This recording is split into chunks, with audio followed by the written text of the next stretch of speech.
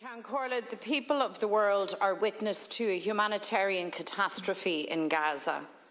Israel has unleashed the weight of its military might upon a beleaguered refugee population. They rain their arsenal of missiles down upon 2 million impoverished people hemmed into an area half the size of County Louth. This indiscriminate mass slaughter of innocent men, women and children is carried out in full sight of the world, in full sight of international leaders who have failed, who have refused to shout, stop. They see clearly the carnage and human rights violations inflicted on the people of Gaza. They have heard, indeed, the Palestinian people described as animals. They long know that Israel imposes an apartheid regime. Our hearts break for the loss of Israeli lives on that fateful night of October 7th. But be very clear that the Israeli offences against Palestine predate that night of horrific loss, which has been roundly and fully condemned. That condemnation stands in stark contrast to the refusal and failure of our own government in Dublin and of governments across the European Union and the world to condemn Israeli violations of international law. I believe that is shameful.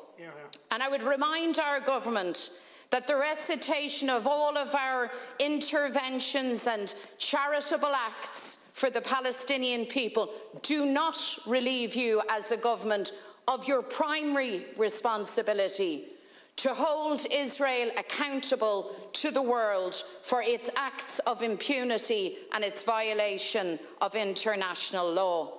And we in Ireland know all too well the pain and tragedy of colonisation, occupation, dispossession. We know we've known conflict and suffering. We've known war. We know peace. So there is no excuse, no pretense that we don't understand the playbook of the coloniser, the occupier, the oppressor.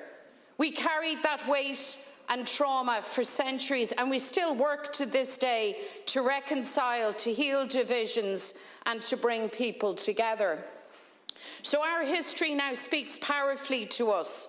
It calls on us to speak out, to act in defence of Palestine, to act for freedom and self-determination. It also tells us that Ireland can and must be a leading voice for dialogue, for a just settlement, for ceasefires and for peace.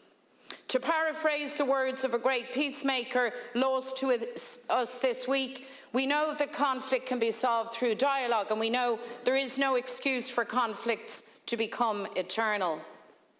As Palestinians pull their dead from the rubble and cry out to the heavens for justice, Gaza cannot become the graveyard of international law.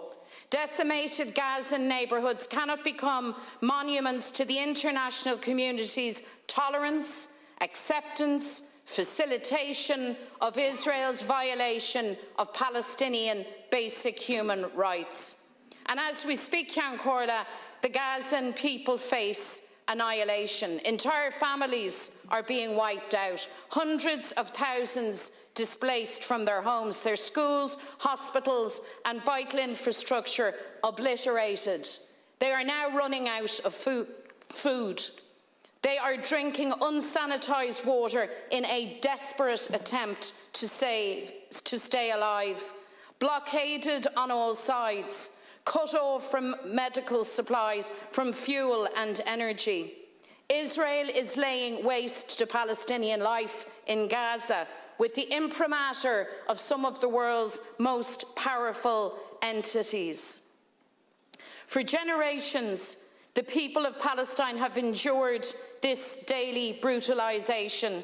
Their lands have been occupied and annexed, their people displaced, their homes and schools bulldozed to the ground, their sons and daughters executed and incarcerated, and their lives literally ravaged by apartheid.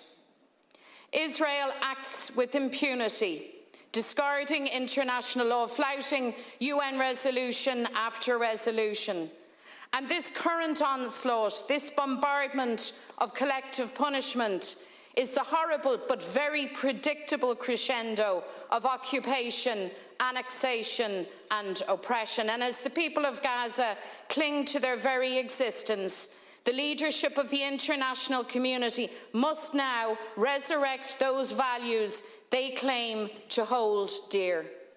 And so, with one voice, we must call for immediate and full, lasting ceasefires. Unified, we must call on Israel to end its bombardment of Gaza and stop the indiscriminate slaughter. Together, with one voice, we must assert the primacy of international law and dialogue as the only basis for a just resolution and a foundation for a lasting and transformational peace. Ceann Comhairle, that is the only way that the children of Gaza and Ramallah and the children of Tel Aviv and Haifa will see the future they deserve, free of conflict, free of hatred, a life of peace led as full and equal citizens.